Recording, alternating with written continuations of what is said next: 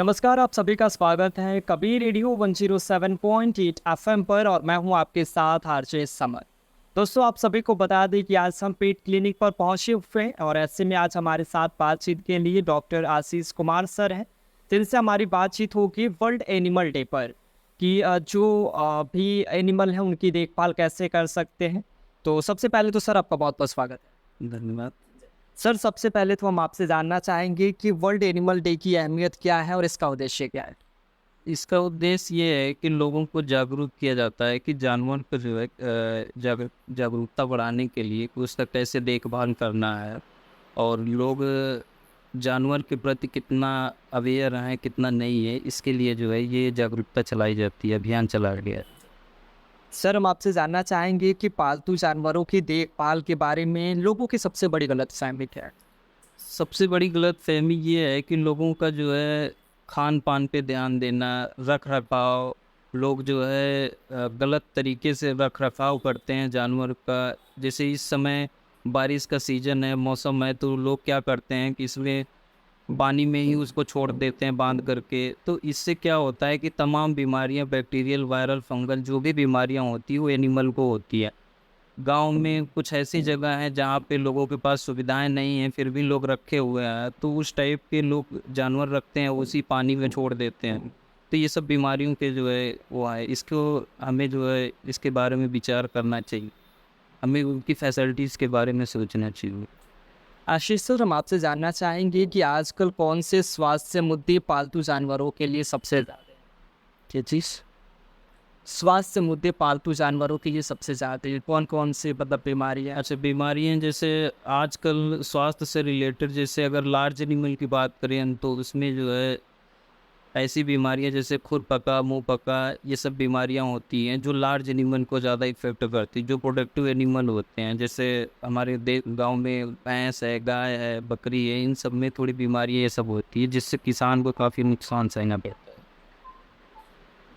Sir, हम आपसे जानना चाहेंगे कि पालतू जानवरों के लिए नियमित चेकअप कितना महत्वपूर्ण है और कितनी बार कराए जाने चाहिए? पालतू जानवरों का नियमित चेकअप हर 3 से 4 महीने, 6 महीने पे कराते रहना चाहिए। प्रॉपर जो है डिवर्मिंग पे भी ध्यान देना चाहिए, प्रॉपर मल्टीविटामिन, ये सब चीज़ें देना बहुत ज़रूरी होता है। जैसे लार्ज एनिमल में मिनरल मिक्सचर हो गया, ये सब पे बहुत महत्व है, कैल्शियम का बहुत महत्व है। और चेकअप का तो हर 6 महीने 8 महीने पे कराना ही कराना चाहिए। सर, हम आपसे जानना चाहेंगे कि आजकल जिस तरह से मौसम में बदलाव देखने को मिल रहा है, तो पालतू जानवरों पर इसका क्या प्रभाव पड़ रहा है?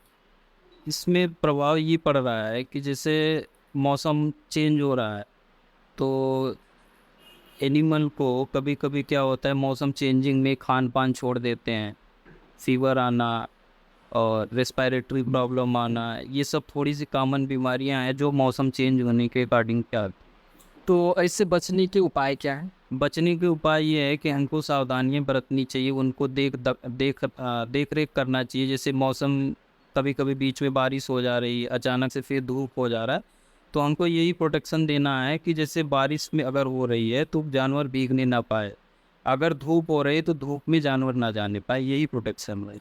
पालतू जानवरों के लिए जो आहार है, संतुलित आहार, वो कैसा होना चाहिए?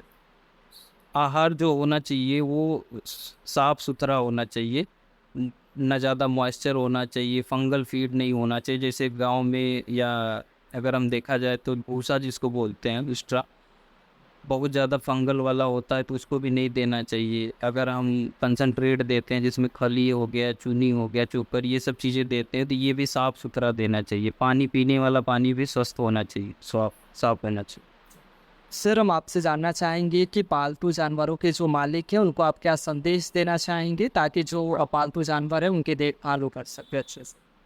मेरा यही संदेश रहेगा कि जैसे कि इस सीज़न में ख़ास करके मौसम चेंज हो रहा है, बारिश भी हो रही है, चेंज हो जा रहा है मौसम, धूप भी हो रहा है, तो इसमें जितना हो सके वो अपने पालतू जानवर को छाँव में रखने का प्रयास करें। पीने का पानी स्वस्थ साफ़ सुथरा रखें, खाना चारा उनका टाइमली दें। चारे को ऐसा नहीं है कि सुबह का चारा बच गया तो शाम को फिर खिलाएं, उस चारे को हटा दें, फिर शाम को जो चारा देंगे उसको साफ़ सुथरा चारा, फिर से नया चारा दें।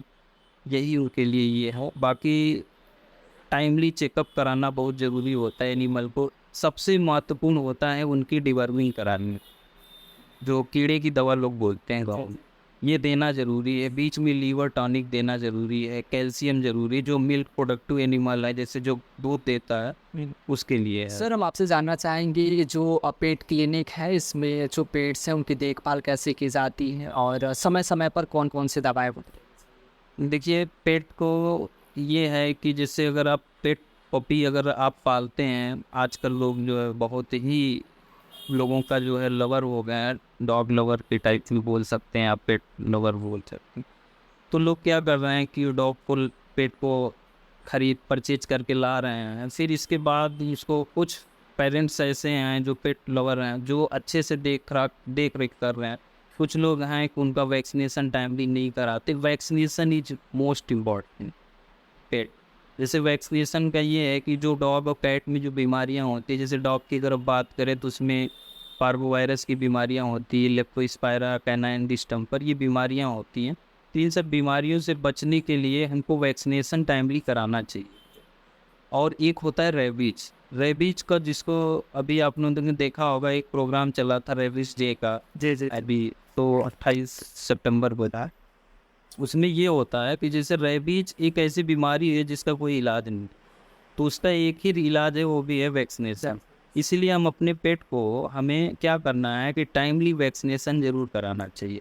मेरा सबसे बड़ा फोकस है रेबीज का वैक्सीनेशन, क्योंकि आपने देखा होगा गवर्नमेंट का भी एक टारगेट है कि हमें रेबीज को ख़त्म करना है, तो इसलिए रेबीज के वैक्सीनेशन पे ज़्यादा फोकस करना चाहिए। तो कितने टाइम में मतलब वैक्सीनेशन अगर पपी एज है तो 3 मंथ का अगर पपी हो जाता है तो उसको सबसे पहले रेबीज का डोज 3 मंथ पे ही लगता है, उसके पहले रेबीज का वैक्सीनेशन नहीं लगता। और जो बीमारी होती है जो उसके अंदर 7-in-1 9-in-1 तमाम वैक्सीन कंपनियां बना रखी, तो जो पार्वो और लेप्टोस्पायरा कैनाइन डिस्टेम्पर की जो वैक्सीन आई है, इसको लगाने का जो एक्चुअल एज है 42 डेज से 45 डेज पे पहला डोज, फिर 21 डेज पे उसका एक फर्स्ट बूस्टअप, फिर उससे 30 डेज बाद था सेकेंड बूस्टअप।